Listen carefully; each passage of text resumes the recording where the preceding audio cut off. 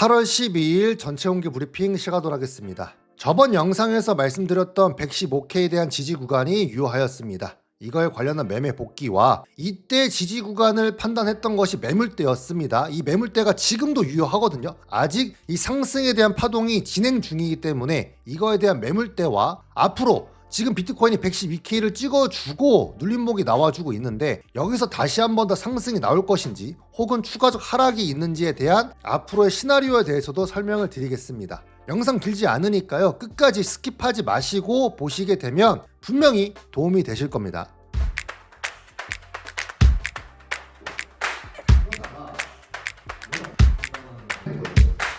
자, 그러면 저번 영상에서 말씀드렸던 이 115K가 왜 중요한 지지 구간인지에 대해서 매매 복귀 짧게 할게요. 자, 지금 이 115, 700이 굉장한 중요한 구간이에요. 여기에 대한 저항 맞고 내려온 자리, 저항 맞고 내려온 자리, 저항 맞고 내려온 자리를 뚫어주면서 장대봉이 출현하였고 이 손바뀜 구간을 꼬리로 리테스트를 해주었습니다. 자, 그러면 이 구간에 대한 저항이 이제는 지지로 손바뀜이 된 것이죠. 따라서 이번에 더 내려온다 하더라도 이 115, 700에 대한 지지를 맞아줄 거라고 보고 있습니다. 115, 700에 대한 지지를 맞아줬을 때 61선도 위로 올라와 줄 거거든요. 그러면 61선에 대한 이동평균선 지지 구간, 매물대에 대한 지지 구간, 이중 지지 구간으로 신뢰도가 올라갑니다. 그래서 이 117K에서 전량 다 익절한 롱을 다시 이 115, 700 구간이 왔을 때 체결할 것입니다. 자, 보시게 되면 영상에서는 115, 700이 왔을 때 롱 포지션을 잡겠다라고 말씀을 드렸습니다. 하지만 이 구간까지 안 내려오고 보시는 것처럼 115, 900까지만 내려오고 비트가 반등에 성공을 하였거든요. 그래서 5분봉을 확대해서 보시게 되면 딱 이 구간에서 지지를 맞고 튕긴 걸 보실 수가 있습니다. 결과적으로 7일선에 대한 지지 구간을 맞고서 튕긴 것을 확인을 하고 곧바로 롱 포지션을 체결하였습니다.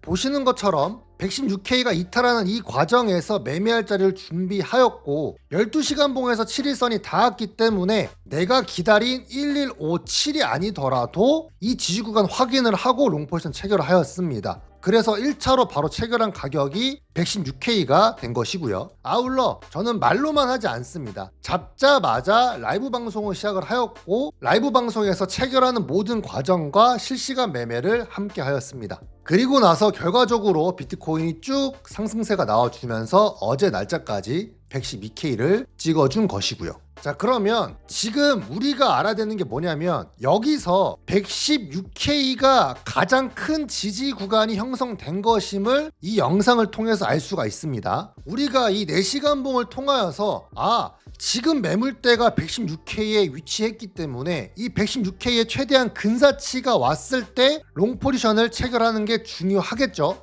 지금 현재 구간에서 21일선에 대한 지지를 맞아주고 있지만 시원한 반등세가 안 나오고 있기 때문에 언제 다시 꺾이더라도 이상할 게 없는 것입니다. 자, 그래서 지금 구간에서 이제 어떻게 매매 전략을 짤 거냐면요. 일단 지금 구간 21일선에 대한 지지를 막고 있을 때는 매매를 할 생각이 없습니다. 차라리 21일선이 이탈되고 60일선에 붙였을 때 이때 가격 구간이 117입니다. 그러니까 117부터 116에 왔을 때 롱 포지션 체결하게 되면은 매물대와 60일선에 대한 이중 지지 구간으로 형성이 됩니다. 제가 저번 영상에서도 이 60일선이랑 116K랑 이중 지지 구간이 형성될 거기 때문에 신뢰도가 높은 자리라고 말씀드렸죠. 지금 구간도 똑같이 이루어질 거라고 생각을 합니다. 따라서 현재 구간에서는 롱 포지션이 없기 때문에 보내주고 이 61선과 116에 대한 매물대 지지 구간이 왔을 때 이 구간에서 체결을 하게 되면 가장 큰 손익비가 좋은 자리가 될 거라고 생각을 합니다. 이 손익비를 항상 따져야 되는 게 무엇이냐면 항상 여러분들이 유튜브를 보시다 보면 이런 얘기가 나옵니다. 어차피 장기적 관점으로 보게 되면 우상향이다. 계속 올라간다. 그런데 그거는 말은 쉽습니다.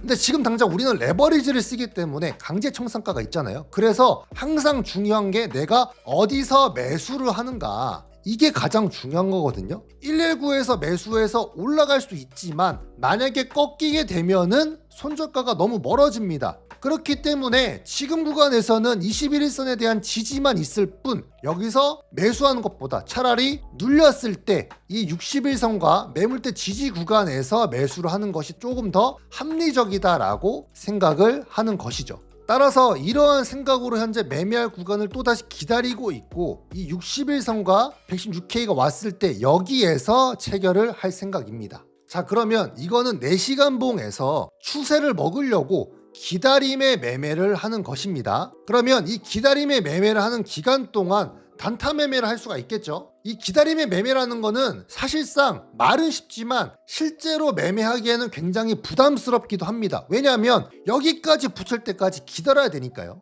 그래서 저 같은 경우는 이 기다림의 매매를 하면서 단타 매매도 같이 운영을 하고 있습니다. 그거에 대해서도 제 계정을 통하여서 설명을 드릴게요. 자, 보시면 현재 제가 숏포지션을 들고 있습니다. 어제 날짜에 120.700 라인에서 숏포지션 잡았거든요. 이 쌍고점 라인에서 잡은 것입니다. 이 구간을 매물대로 표시하게 되면 이렇게 형성이 됩니다. 자, 5분봉에서 매물대에 대한 쌍고를 만들어준 자리, 그 다음에 지지 구간, 그 다음에 또다시 지지 구간, 이렇게 형성이 됩니다. 자, 이거를 트레이딩뷰에서 세밀하게 보면은 이동평균선에 대한 지지를 맞아주고 반등세가 나왔다가 고꾸라진 자리입니다. 자, 이거를 우리가 확대해서 보게 되면은 5분봉에서 이동평균선에 대한 지지 구간을 형성을 시켜주고 반등세가 나온 첫 번째 자리, 그 다음번에 매물대를 그을 때 어떻게 그었나 했죠? 여기에 대한 저항 맞고 내려왔다가 장대봉으로 뚫은 자리. 자, 이렇게 장대봉으로 이 저항 구간을 돌파를 하게 되면 저항이 지지로 손바뀜이 된다라고 했습니다. 지금 구간 똑같이 이 지지 구간을 형성을 해주었습니다. 그리고 나서 올라왔는데 여기서 쌍고점 형성되었기 때문에 이 구간에서 숏포지션을 체결한 것이죠.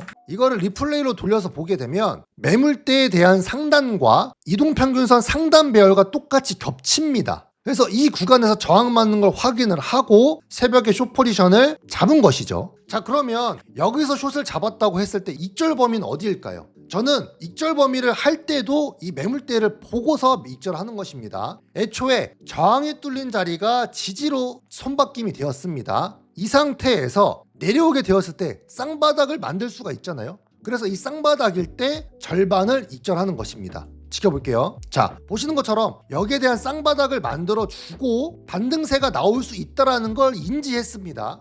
자, 그래서 이거를 확인을 하고 보시는 것처럼 119 600에다가 5개를 익절하였습니다. 딱 이 구간이죠. 쌍바닥 지지를 맞는 걸 확인을 하고 5개를 분할로 익절한 것입니다. 자, 그러면 여기에 대한 박스권 지지 구간은 어떻게 형성되었을까요? 자, 보시는 것처럼 여기에서 지지를 해주고 거래량이 터지면서 올라간 자리잖아요. 그러면 이 두 구간이 지지 박스권이 되는 것입니다. 그리고 나서 쌍바닥이 이탈이 되고 보시는 것처럼 똑같은 구간에서 쌍바닥을 찍어 주었습니다. 그래서 이렇게 5분봉을 보면서 단기 박스권을 그어놓고 단타 매매를 이어나가는 것입니다. 좀 이해가 되실까요? 우리가 이 4시간 봉에서 매매할 타점을 잡고서 기다림의 매매를 하지만 이 기다림의 매매를 하는 기간 동안 위아래 파동을 치잖아요. 이럴 때는 단타로 박스권을 만들어서 그 구간 안에서 단기 매매를 이어나가는 것입니다. 하지만 조금 더 추세를 먹을 수 있고 신뢰도가 높은 자리는 당연히 4시간 봉에서 이평선과 매물대가 겹치는 이 구간이 될 것입니다. 그런데 이 구간까지 기다리는 것이 어렵기 때문에 다양한 트레이딩 스킬을 활용하여서 매매 전략을 짜놓고 기다림의 매매를 하는 것이죠. 저는 이렇게 단기 매매 전략을 세워놓으면서 트레이딩을 하고 있고 이러한 트레이딩하는 모든 과정들을 매매 기록 채널에 업로드를 해놓고 있습니다. 그래서 라이브 방송에서도 많이 말씀드리고 있으니까요. 정말 제대로 된 채널을 찾고 싶다 하신다 하면은 구독이랑 좋아요 한 번씩만 눌러주시면 감사하겠습니다. 자, 그래서 오늘 영상 결론을 정리하도록 하겠습니다. 첫 번째, 단기 박스권을 만들어 두고 매매를 하면서 메인 자리를 기다려야 하며 지금 제가 기다리고 있는 메인 자리는 116K부터 117K 구간, 이평선과 매물대 이중 지지 구간이 될 것입니다. 제가 항상 이 단기 분석을 하게 되면은 사실상 유튜버로서 정말 안 좋은 조건이긴 합니다. 왜냐? 한 번만 틀리더라도 당연히 악플이 달릴 게 뻔하고 너 때문에 손실 봤다라는 댓글이 달릴 게 뻔하니까요. 하지만 그럼에도 단기 분석 차트를 계속 업로드를 하는 이유가 무엇이냐면 진짜로 돈을 방법을 여러분들이 아셨으면 좋겠어서 그렇습니다. 장기 추세로 매매하는 거 맞죠? 당연히 추세를 먹는 게 맞습니다. 그런데 여러분들 정말 추세 매매를 해서 돈을 버신 적이 있으신가요? 언젠가 오른다, 여기만 안 뚫린다 이런 말에 속아서 가진 돈을 다 날려보신 적은 없으신가요? 추세 매매를 하게 되면 당연히 하락을 할 때도 많은 큰 손실을 겪어야 됩니다. 그리고 그 과정들이 쌓이고 쌓여서 결국에 큰 추세를 먹는 것이죠. 그런데 그 과정 속에서 100명의 개미가 있다고 하면은 90명의 개미는 버티지 못하고 털립니다. 그것 때문에 레버리지를 관리를 잘 해야 되는 것이고요. 그런데 레버리지는 모두가 다 10배, 20배를 쓰기 위해서 매매를 하게 됩니다. 2배, 3배 레버리지를 쓸 거라고 하면은 당연히 ETF를 하지 뭐하러 선물 거래를 합니까? 그렇기 때문에 선물 거래에 있어서는 특히 더 장기간 추세를 보는 것은 옳지가 않다라고 생각합니다. 늘 단기 추세를 파악을 하고 그 구간 안에서 매매할 자리를 기다렸다가 매매 전략을 세워놓고 똑똑한 매매를 이어나가야 됩니다. 그래서 앞으로도 제가 틀리더라도 미움받을 용기라고 하죠. 욕을 먹더라도 항상 좋은 자리가 있을 때마다 이렇게 저희 소신껏 저희 거래 내역과 함께 말씀을 드리도록 하겠습니다. 감사합니다.